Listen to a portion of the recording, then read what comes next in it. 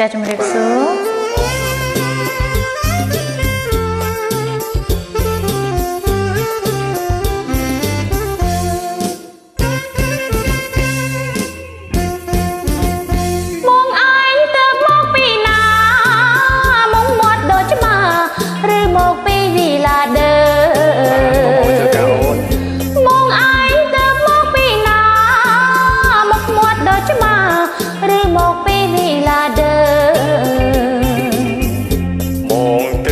មកពីផ្សា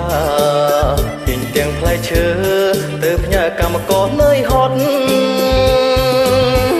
ជាឆ្លើយបែបហ្នឹងទៅរត់ការបាត់បង់លូចទៅមានស្រីនេះស្ងាត់ស្ងាត់ជាឆ្លើយបែបហ្នឹងទៅរត់ការបាត់បង់លូចទៅមានស្រីនេះស្ងាត់ស្ងាត់មកពិតជាទៅមើលក្មេងបាញ់ក្រូចពោធិ៍សាត់នៅហត់ណាកៅប្រលឹងណាមក្រែមជាប់ពាល់ពិតជាបនសល់ថាបងស្នេហ៍ស្និទ្ធស្រីផ្សាំងក្លិនទឹកអង្ខ្លាយស្មានខ្ញុំមិនដឹងคงទេប្រលឹងក្លិននឹងក្លិនក្រូចទេថ្លៃឆ្នាំមុនលោកក្រូចបានហើយព្រះម្ចាស់ថ្លៃហើយបងបើជាទៅមានស្រីម្ដងទៅអូន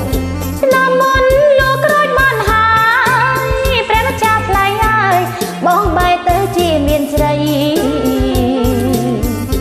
កាលមុនបងខុសម្ដងមែនម្ដងនេះកុំភ័យ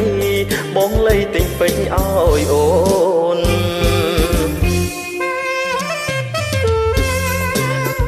បាទអូនធ្វើកុំភ័យបាទកុំភ័យកម្មទៀតបងធ្វើយកអូនពាក់បងបាទស្អាតឡើងមកឡើយពាក់ទៅនឹងស្អាត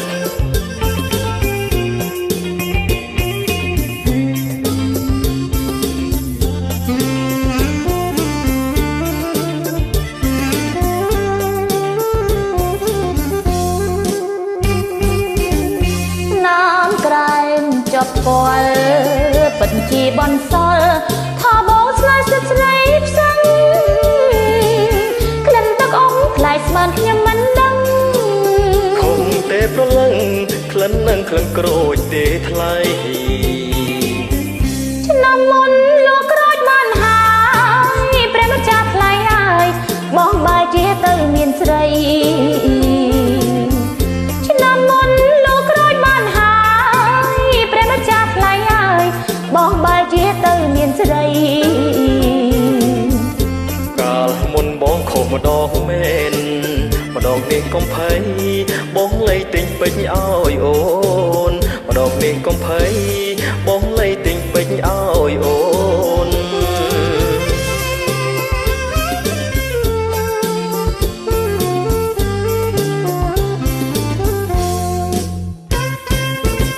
បាទអរគុណច្រើនអរគុណជម្រាបលា